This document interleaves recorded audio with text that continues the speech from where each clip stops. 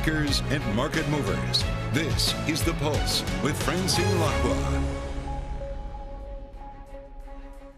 A very good morning and welcome to The Pulse. I'm Manus Cranny in Dubai. Here's what's coming up on today's programme. The bond rally extends for a second day. The bet that global central banks are nearing the end of their aggressive streak of rate increases. European stocks are flat.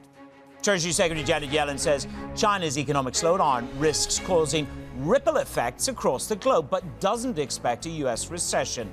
We'll bring you our exclusive interview. Plus, G20 finance ministers and central bank governors conclude a two-day gathering in India with participants haggling over debt relief for developing nations.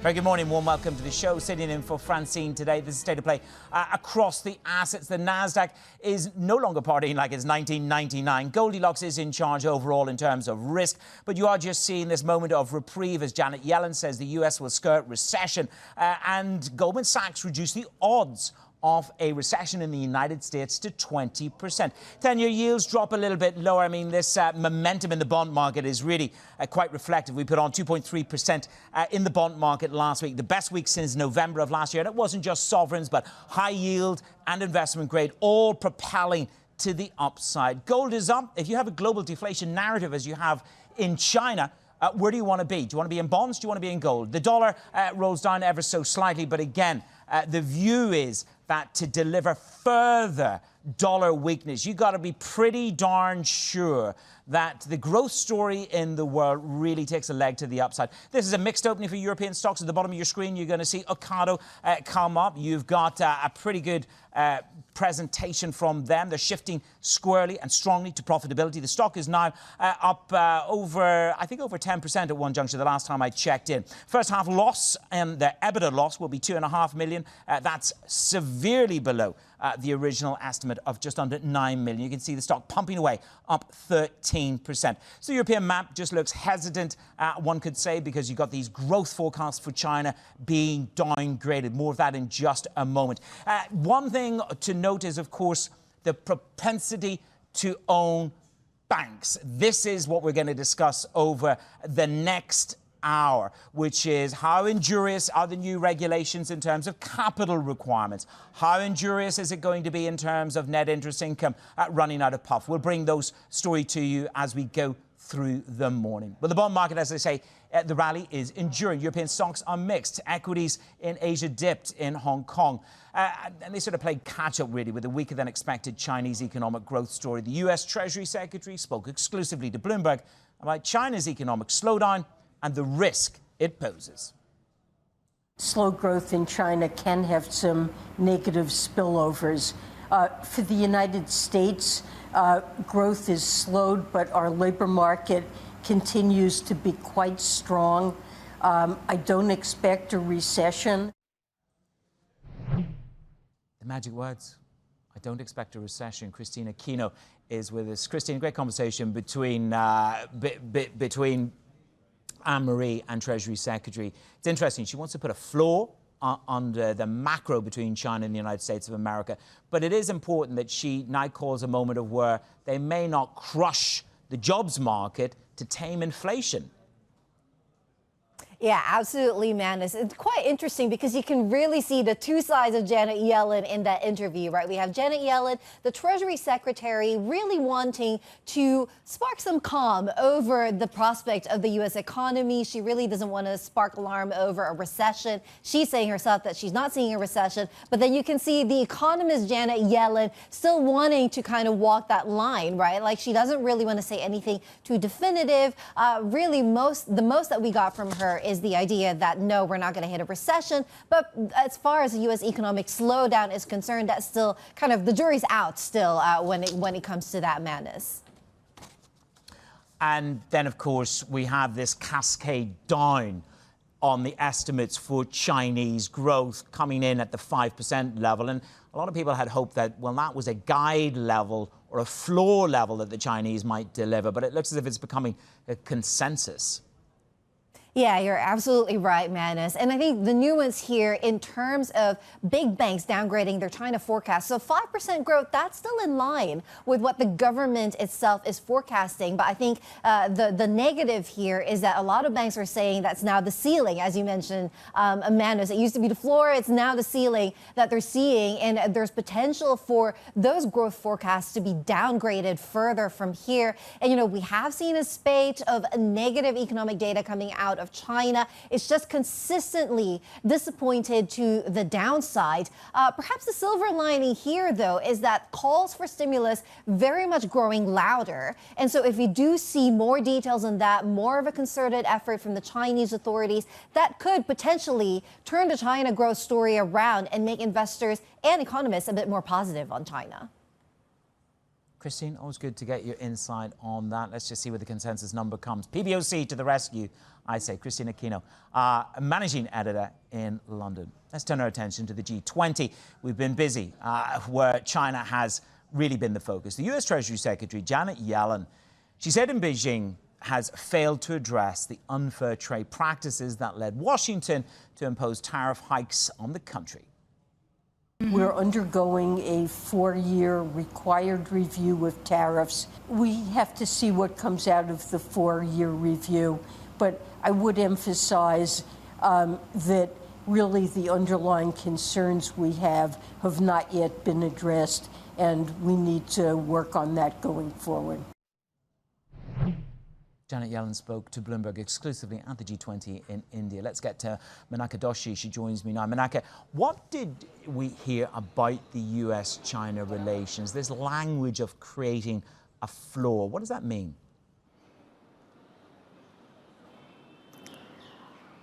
Well, Manus, you're asking me to interpret what the best of economists and political experts will not be able to succeed at. Though reading between the lines is exactly what we've been trying to do here at the G20 meeting in Gujarat in India. You've been discussing US-China trade relationships, and that has been, you know, one of the many talking points, if I may add, here at the G20, the impact of the US-China relationship on trade and globalization. And I must also add here that China is a critical participant in the debt resolution for several low-income countries, and that is one of the key priorities in the discussions here at G20. So all of this is in the mix. And if I said to you, well, what materialized at the meetings, how would you define that then?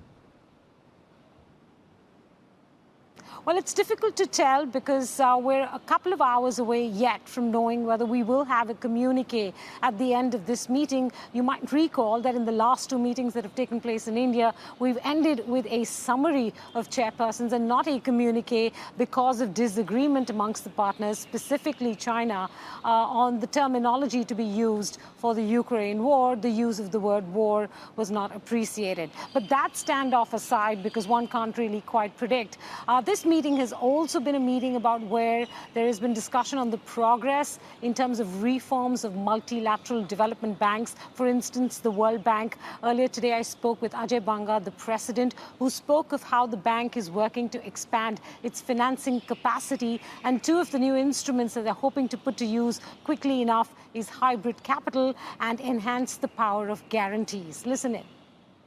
They're willing to take risks in the system. Got it. But to be able to get capital out front, they have to go through legislative processes. Yeah. And the reality of the world today, I mean, debt issues and economic issues, they affect everybody. The world's just recovering from the pandemic. Fiscal headroom in the world, even in the developed world, is constricted. Absolutely. So this is a way to find a route around. That's Ajay Banga talking about how difficult it is for shareholder countries like the US, France, Germany to put more money on the table for development programs and climate financing, and therefore institutions like the World Bank having to get innovative about where they raise their money from. Critical issues that have been discussed here through the course of the last 2 days, and we'll hope to have a final summary by the end of this evening as this meeting concludes. Okay, Malacca, thank you so much for being with us. Malacca Doshi there at the G20. Still to come, there will be more from the G20. We'll be speaking to Kristalina Georgieva, the IMF Managing Director, a little bit later in programming right here on Bloomberg TV. Coming up on the show today, the European Union and Latin America and the Caribbean Summit continues in Brussels. We'll take a look at the key points and the very latest on the Ukraine-Russia grain deal right here on Bloomberg.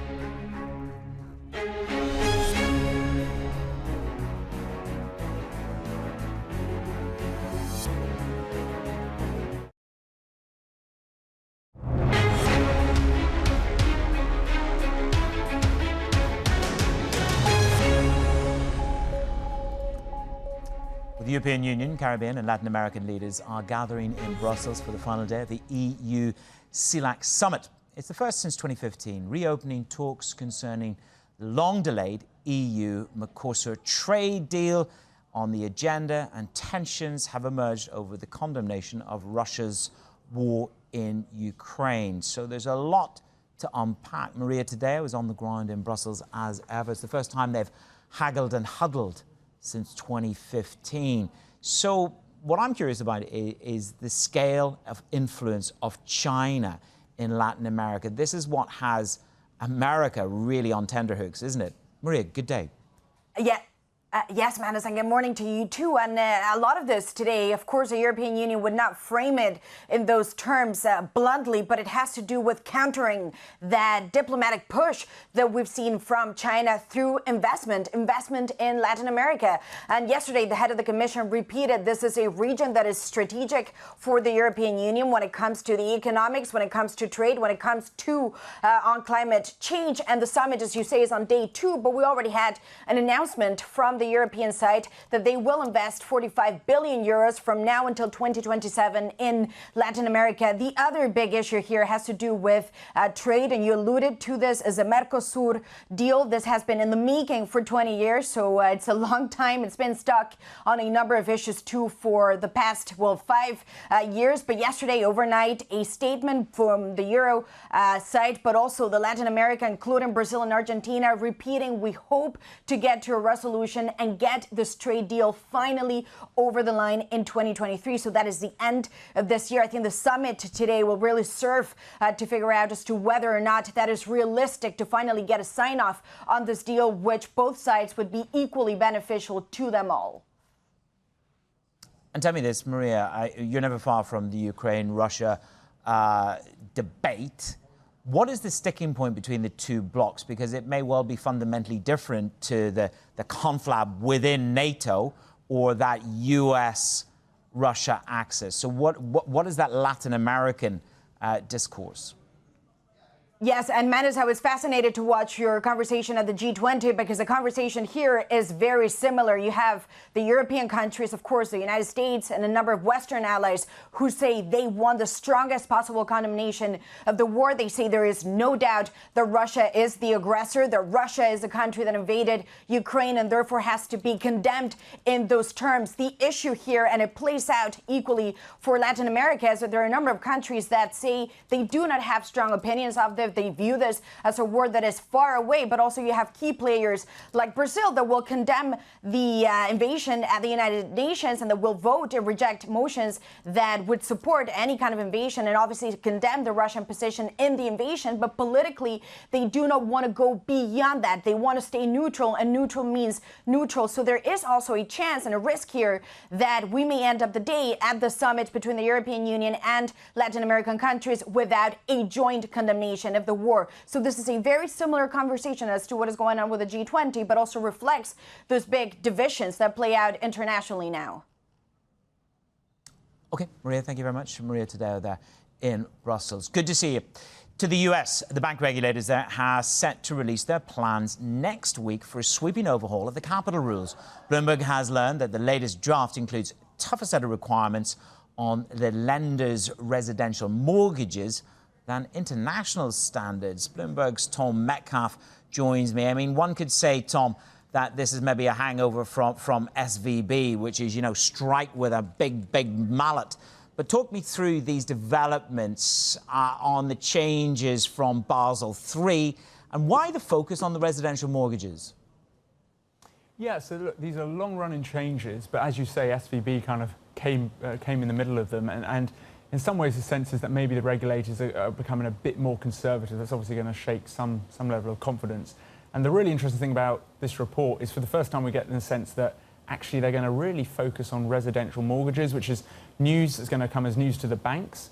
And, you know, you've got to think that the regulators thinking is, yes, perhaps looking at the SVB stuff, looking at kind of the strength of consumer, they just want to be sort of absolutely watertight that, you know, any disruption to the housing market wouldn't sort of feed back into the financial system. Yeah, well, we're going to hear a little bit more from Morgan Stanley and Bank of America today, and I think it's probably those kind of institutions, along with Wells Fargo, that are going to be perhaps most punched by these mortgage requirements. How do you think the banks are going to react? Yeah, look, I don't think they're going to be particularly happy. You know, you wonder if they did get any kind of heads up on these discussions. You imagine they do, but you suspect, yes, those banks, the Citis, the Bank of Americas, the Wells Fargos, these are huge parts of their mortgage book, as it is for JP Morgan. And anything like this, these increased capital requirements, ultimately comes and hits the bottom line, right? So, you know, you think, you know, these are still in discussion modes, I suppose. You think they're going to be pushing back. But of course, we're expecting these changes to come through at the end of the month. So not quite sure how much sort of negotiating wiggle room they really have left. Yep, well, it's certainly come out of kind of slightly out of left field, Tom, because we're debating where the top of net interest income is, and of course the deposit flight into money market funds. Just a few of the challenges for the banks. We get a little bit more colour as the day goes on. Tom, good to see you. That's Tom Metcalf in London HQ. Now we've just caught up with Klaus Knott, and he made it very, very clear, the ECB. Hikes beyond July are possible, but they are not certain. The ramifications were pervasive across the curve. This is Bund, Bobble and Schatz, which is 2s, 5s and 10s. Yields are dropping because he opens up the optionality that the ECB may be nearer to the end of the hiking cycle. More hikes shift the balance of risks, and this is the critically important part. It shifts the balance of risks towards doing too much. So, again, the Fed towards the end or nearing the end of its hiking cycle. Klaus Knott, again, raising the curtain of terminal rate, perhaps being reappraised, really gives a second wind to this monster bond rally that you've had across the world, from treasuries to bonds in Europe. This is the second week where this momentum continues. So drawing uncertainty to further hikes beyond July. We'll keep an eye on that. We'll put that to Janet Henry. She's joining me very shortly in terms of her perspective of have we climbed the top of the Eiger when it comes to inflation in Europe, and how sticky will that be? Coming up on the show, we have a rare interview with the CEO of Ralph Lauren on raising prices across their product range and what are their plans for Asia expansion, right here on Bloomberg.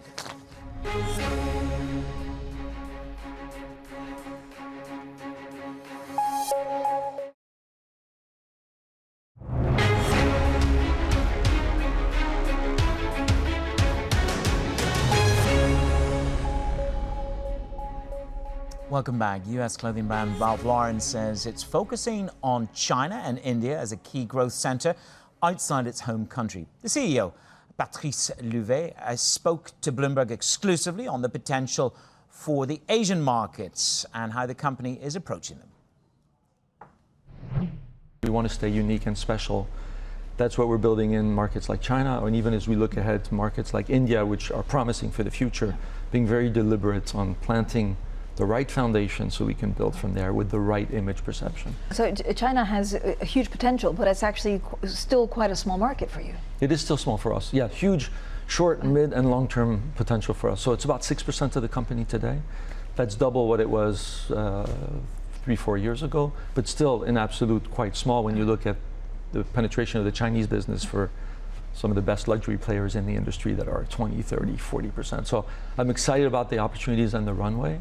What's really energizing for us in China is how the brand is connecting with that younger consumer and that more elevated consumer. I mean, we sell, oddly enough, but I think it's a result of all the elevation work the teams have done, our most elevated products we sell best in China. We have the best gender balance, as I believe you know, most of our business historically has been more men. Yep. In China, it's a good balance, men, women. And it's a relatively young consumer, late 20s, early 30s. So it's actually a good example for us for the rest of the world. We're being very deliberate in our approach in China. So we could grow faster, but we want to do it in a quality way. So we're building the brand. So that serves us well 5 years from now, 10 years from now. But I'm very excited about just more generally Asia and China. The Ralph Lauren CEO there, Patrice Louvet, speaking to Bloomberg's Francine Lacqua. And at the same time, just look at the product range. They've managed to raise their prices by 80% since 2018. And if you take your mind back 20 years ago, it was a Ralph Lauren pink shirt and chinos that took you to dress down Friday. Nip into Bond Street and you'll note a distinctive change. Coming up, the ECB's top official on the sidelines of the G20 in India talks about inflation.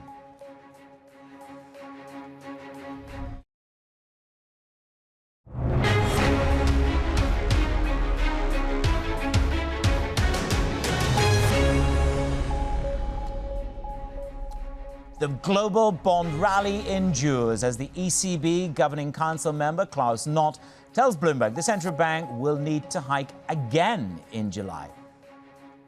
Treasury Secretary Janet Yellen exclusively tells Bloomberg that China's economic slowdown risks causing ripple effects across the globe, but she doesn't expect a US recession. Plus, the G20 finance ministers and central bank governors conclude a two-day gathering in India with participants haggling over debt relief for developing nations. Good morning. Welcome to The Pulse. I'm Manus Cranny in Dubai. So we've had the ECB Governing Council member, Joachim Nagel, saying that the central bank must raise interest rates again this month. The Bundesbank chief spoke to us exclusively on the sidelines of the G20 finance chiefs meeting in India, warning that underlying inflation is proving very sticky. We have to hike next time, and I expect another 25 basis points hike for the July meeting. And then we agreed in the Governing Council that we wait for the data that is coming in. So we have that short summer break, and then for the September meeting we will see what the data will tell us. Meanwhile, the Bank of Italy Governor Ignazio Visco gave some indication that the path ahead for energy prices is the key contributor to the inflation narrative in Europe. When they end being passed through and they start reflecting the fall in energy prices, then we will certainly see a substantial reduction. This is in our projections. We project that by the end, the ECB projects that by the end of 2025 there will be 2%. My impression is that it might be faster. And then it was the turn of the Dutch central bank governor, Klaus Knot, with his couple of lines really saying, looks like core inflation has plateaued. And any hikes beyond July are not certain. More hikes could shift the balance of risks towards doing too much.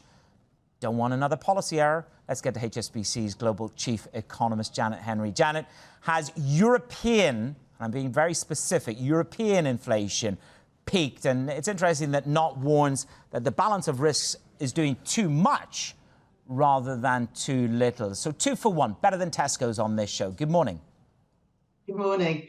I think inflation has peaked. It's peaked nearly everywhere. In fact, global inflation peaked last September. But for central banks, in some ways, the move from 10-ish to 4 or 5 was the easy bits.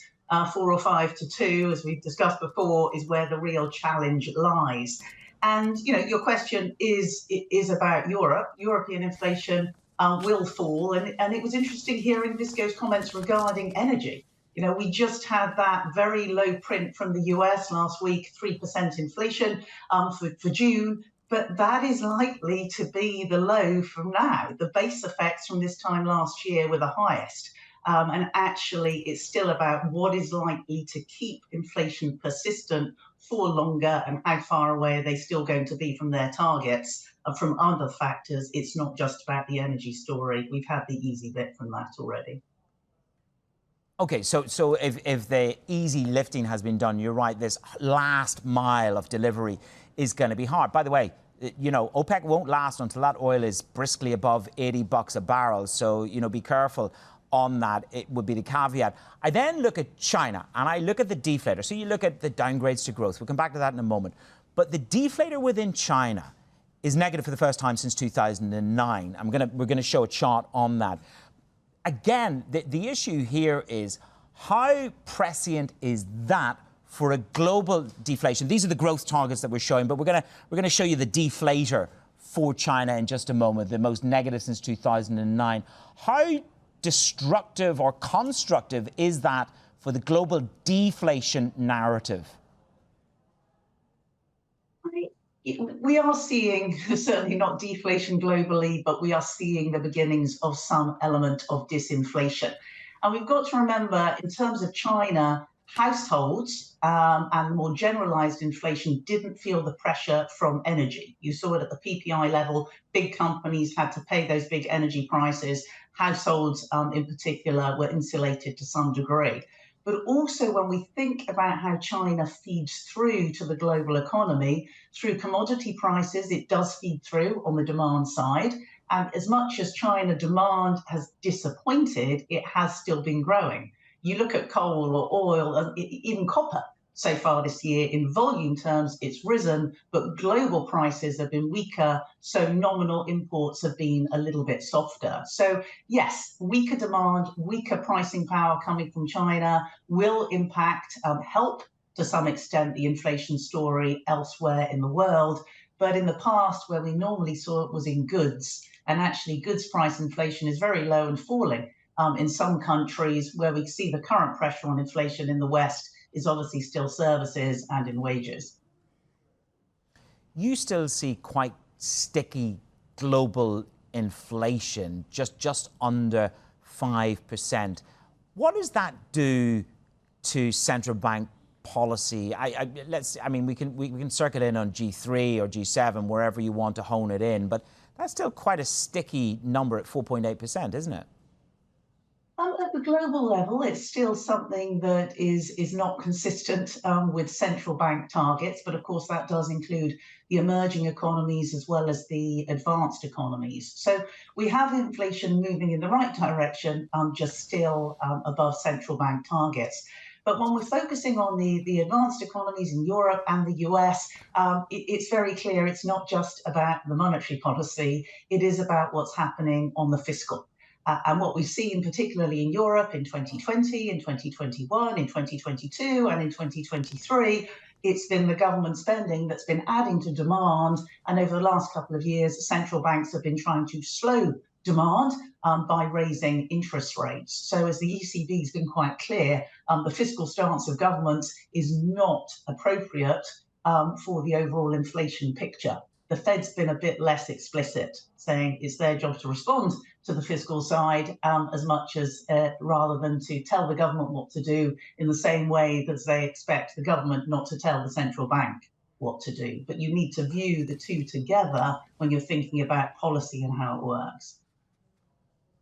How much fiscal drive? Do you think fiscal cuts are going to be a feature over the next 18 months? I just look at the state of Europe at the moment, look at what France has just gone through, look at the as it were, the heat issue that they've got at the moment. There's a lot of unrest in Europe. Is there room for fiscal cuts, Janet? Well, there is obviously a plan to reinstate the fiscal rules in Europe in 2024, but events happen. So a lot will depend on exactly what is happening to global energy prices, and not just oil, what happens to gas prices and other utility prices. And also, when we think about the fiscal side, it's not just about whether they cut spending or they cut subsidies. Energy subsidies are obviously a big part of where the fiscal support has lain over the course of the last year or so. But it's also interesting when you look at it in a US context. It's really now about the tax subsidies. The US is in the midst of a manufacturing boom for construction at the moment. That's adding to jobs for construction, that's adding to demand in that sector, but it is through those tax incentives. Now, 5 years from now, that might be good news from the supply side and productivity and good from an inflation side of things, but at the moment, it is the demand side where the support is coming from. So I think there's going to be a lot more talk about fiscal in the next year or so. In many ways, their job is just getting harder at a time when obviously we're hoping that central banks are in the final innings regarding tightening monetary policy. We're just coming off the G20 and they're haggling over debt relief for emerging markets, developing nations. But within that construct, of course, the whole world is looking towards India as the sort of sanctuary for their growth. Apple is doing it at a corporate level. Other people are as well. How much growth will we see as we call into question the trajectory of China's growth? The downgrade's coming through this morning to 5%. How strong will India and other parts of Latin America be? Well, it's interesting. In our latest round of forecasts, it won't surprise you to know that we downgraded China and we did actually upgrade India and Latin America. Now, obviously, the kind of growth rates that you can expect out of Latin America are only a fraction of those that we're forecasting for India. But growth in Latin America, it has been more resilient than we'd anticipated in the face of what are really high real interest rates. And obviously, there's certain elements of the Latin American story, not least in energy transition, given the overall metal story that structurally should be quite supportive for parts of Latin America. But India, yes, it is of the significant economies, it is the one where we have got the strongest growth rates. It has some stronger fundamentals regarding demographics, obviously. And finally, investment seems to be building. So as long as they can continue the development in terms of skills and education and support that through higher investment spending, then in the near term, India still has a lot of catching up to do to get to China levels of GDP per head. But for the next decade, like many, we are looking for stronger growth from India. Janet, thank you very much. Janet Henry, the HSBC's Global Chief Economist, with the first take on the ECB commentary from the G20. Coming up on the show, it is earnings season. It continues aplenty on Wall Street. The regulators are proposing sweeping changes to the capital requirements. Where will it bite? Joost Beaumont, head of bank research at ABN Amro, joins me for a conversation on the street earnings, right here on Bloomberg.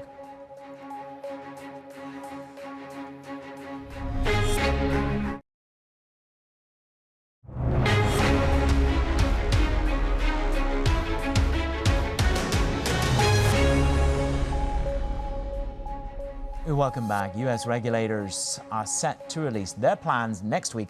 It's going to be a sweeping overhaul of the capital rules. Now, it comes ahead of Bank of America and Morgan Stanley reporting their numbers later today. Joost Beaumont is the head of bank research at ABN Amro. Joost, we're showing our viewers the perceived impact of this capital increase on the mortgage books for some of the big players in the United States of America. This is quite a brutal new rule. It's for banks with more than $100 billion in assets. So it's going to be quite a smack to the regional banks. Your first take on the headline that we have, stiffer mortgage capital rules, the impact. Good morning. Yeah, good morning, and thanks for having me on the show. But of course, this will lead to, this will have quite a big impact. It will hit, of course, earnings of banks, as capital is expensive. So banks will need to pay more for that. That can also filter through in their lending conditions. It can also, of course, change their lending behavior if they want to reduce their risk-weighted assets, for instance, to also improve their capital ratios. That can mean that banks will become more cautious in lending. So, the total impact on the one hand, you have the economy. So it could hit lending to the real economy. On the other hand, you have the bank earnings, which might be hit as well. But it was something to be expected, maybe not this harsh after the failure of the US regional banks. And it's another step of regulators to make the banking system more sound, although you can also wonder the current capital ratios are actually already quite at high levels compared to definitely the global. You just wonder, you just wonder to what extent this is an additional inflection after SVB and First Republic and I suppose the turmoil that we had at the start of the year. I wonder what it does. What goes through my mind then is US banks relative to European banks. Does it create a bifurcation in your mind as the market assesses, do I want to be long JP Morgan? Do I want to be long B of A? Do I want to be long Wells Fargo relative to my Soc Gen BNP Paribas? Does this as it were, bifurcate? If this is more penal for US banks relative to the global standard, how might that play out? Well, if you look at the average CET1 ratio, for instance, of European banks, it's already well above 15%. Of course, not all banks. So in that respect, it's maybe also a bit of catching up of US banks with European banks.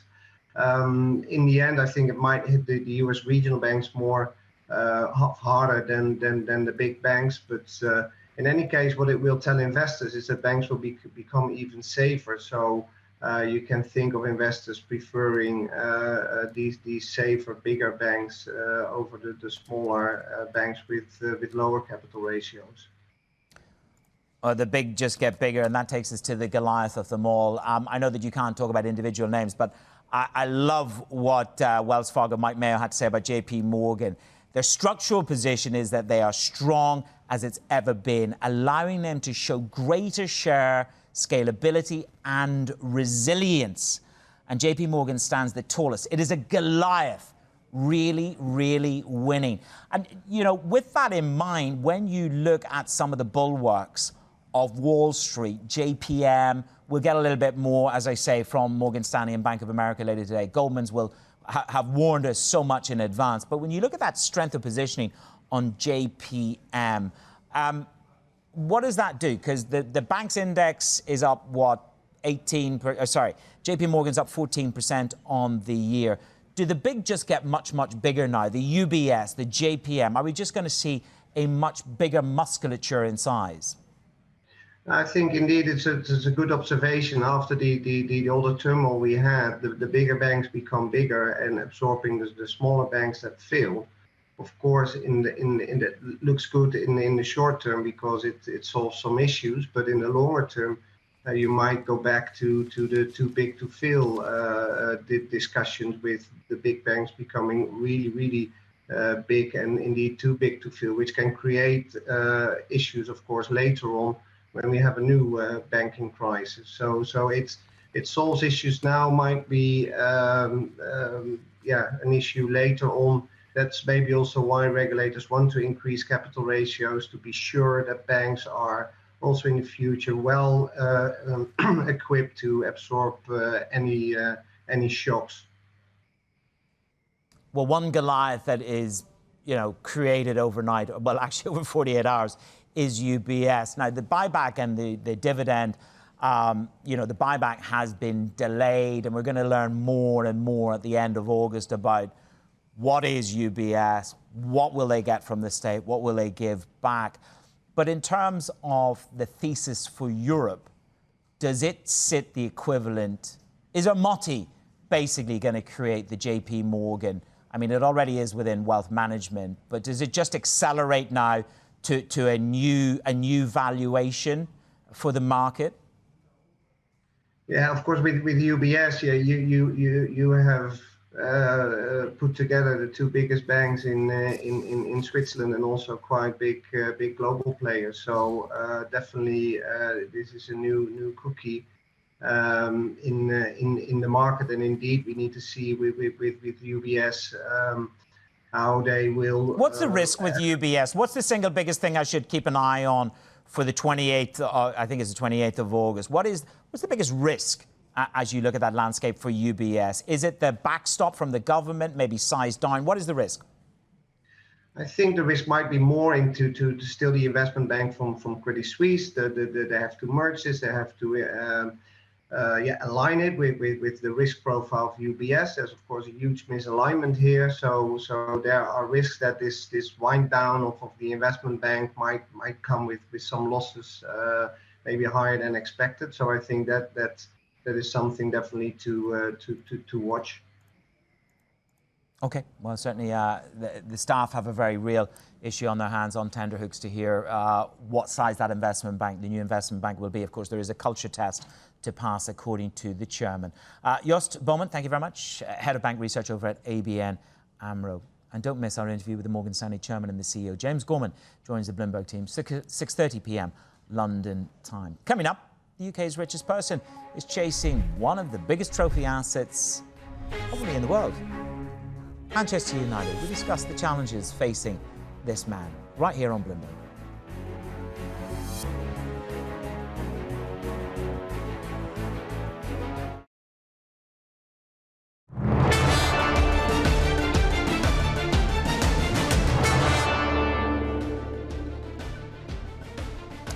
Welcome back to the Pulse. Jim Ratcliffe, there's a name that you're familiar with. He's chasing one of the biggest trophy assets in the world, Manchester United. The trouble is that the self-made billionaire from the north of England is competing against a royal from the Gulf. Right down here, $450 billion sovereign wealth fund chasing the same prize. Ben Stupples is with me. Ben, I think we're looking at Manchester United now up over 100% in the space of a year. Why does he want to get his hands on this? Is it the northern lad turned into billionaire who just wants the prize asset that everybody wants, 114% on the year? Is it vanity, or is it something much more judicious? I think it's a little bit of both there, Manus. As you say, Jim Ratcliffe is the northern lad. He has positioned himself as the local lad, the local billionaire who grew up in the Manchester area for the start of his life, buying this storied club of Manchester United. However, there is business behind this. Jim Ratcliffe has said he's not bothered about making money here. However, this deal would elevate his sports portfolio, which already spans several other sports, cycling, Formula One, for example, and some other football teams already. But this would take him to the next level. Let's remember here, he is the richest man in this country, a G7 nation. It feels fitting, if you're Jim Ratcliffe, that I could buy a Premier League club. However, that's not been so easy. Well, he's got $16.4 billion. That's the disclosed number. There's always a little bit more under the bed, isn't there? He's up against the Qataris. They've got deeper pockets than Ratcliffe, I presume? Yeah, deeper pockets and some more, I would say, Manus. I mean, to give a sense of the sort of the wealth wars that we are in here, Qatar is one of the world's smallest nations. We're all familiar with that nation from the recent FIFA World Cup, aren't we? I mean, it's one of the world's smallest nations, and the sovereign wealth fund, as you noted, $450 billion. Now, it's hard to say exactly the member of the royal family from Qatar exactly what his wealth is. Yeah. However, you know, that gives a sense of the size of the enormous wealth at their sort of disposal. So what we have here is a battle, different types of wealth, self-made wealth versus sovereign wealth. Indeed, and there's of course a great deal of history and passion for one individual, which is Jim himself. Ben, thank you very much. Going up against Sheikh Jassim bin Hamad Al Thani. I spent a lot of sweaty days outside that stadium in Qatar. Bloomberg Surveillance, early edition with Kriti Gupta from New York. And Danny Berger in London is up next.